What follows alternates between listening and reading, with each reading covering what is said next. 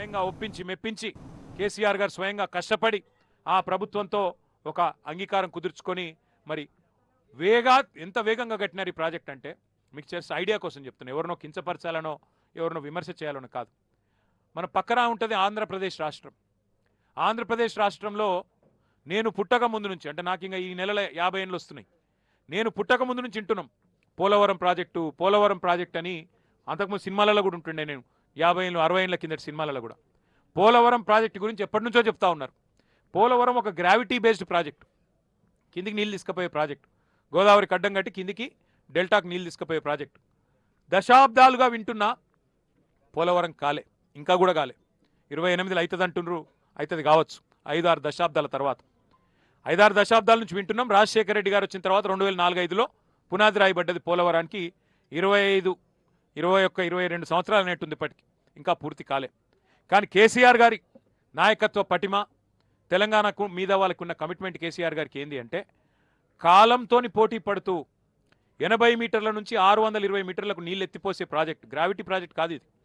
బాహుబలి మోటార్లు పెట్టి అద్భుతాలు చేసే ప్రాజెక్టుకు ఎక్కడ బెస్ట్ పాయింటో దేవులాడి, తుమ్మిడిఎట్టి కింద ప్రాణహిత గోదావరి కలిసినాక ఎండల్లో కూడా నీళ్లు దొరికే ప్రాంతమైంది, కరువుల నీళ్లు దొరికే ప్రాంతమైందని దేవులాడి పట్టుకొని ఇక్కడ మనం ఎక్కడైతే కూర్చున్నామో అక్కడ ఈ ప్రాజెక్టుకు పునాది రాయేసిండు కేసీఆర్.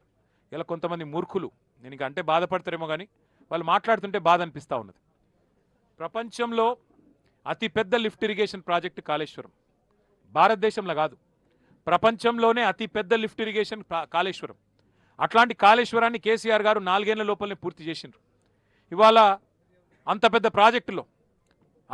ప్రాజెక్టులో చిన్న చిత్కా ప్రాజెక్టు కాదు. ఒక కాళేశ్వరం అంటే మీకు చాలాసార్లు చెప్పినా మళ్ళీ చెప్తా ఉన్నా, కాళేశ్వరం అంటే ఒక బ్యారేజ్ కాదు, ఒక రిజర్వాయర్ కాదు, ఒక పంప్ హౌస్ కాదు, ఒక సబ్స్టేషన్ కాదు. కాళేశ్వరం అంటే ఒక మేడిగడ్డ కాదు, కాళేశ్వరం అంటే ఒక అన్నారం కాదు, కాళేశ్వరం అంటే ఒక సుందిల్ల కాదు. ఇక్కడ ఒక బ్యారేజ్ ఇక్కడ ఉంది, కానీ కాళేశ్వరం అంటే 3 బ్యారేజీలు, మేడిగడ్డ, అన్నారం, సుందిల్ల, 15 రిజర్వాయర్లు. ఏంటి ఉన్నాయల్లా? మా మిడ్ మానేరు, రాజరాజేశ్వర సాగరు, మలకపేట, లోవర్ మానేరు, అటు పైన రంగనాయక సాగరు, మల్లన్న సాగరు, అట్లాగే కొండపోచమ్మ సాగరు, గంధమల్ల, ఇట్లా 1-2 కాదు, బస్వాపూరు, ఇట్లా 15 రిజర్వాయర్లు ఉన్నాయి. 21 పంప్ హౌజులు ఉన్నాయి కాళేశ్వరంలో. అట్లాగే ఇప్పుడు సరస్వతి పంప్ హౌస్ లాగా, లక్ష్మీ పంప్ హౌస్ లాగా, పార్వతి పంప్ హౌస్ లాగా, ఇప్పుడు మనం ఎక్కడైతే కన్నపల్లిలో ఉన్నామో అది లక్ష్మీ పంప్ హౌస్. ఇట్లా 21 పంప్ హౌజులు, 19 సబ్స్టేషన్లు, 203 కిలోమీటర్ల సొరంగ మార్గాలు, అట్లాగే 1531 కిలోమీటర్ల కాలువలు, 98 కిలోమీటర్ల ప్రెషర్ మెయిన్స్, మొత్తం కలిపి 141 టీఎంసీల సామర్థ్యం, ఏది స్టోరేజ్ కెపాసిటీ. మీకు ఒక చిన్న ఐడియా చెప్తాను, నేను ఒక చిన్న మాట చెప్తా.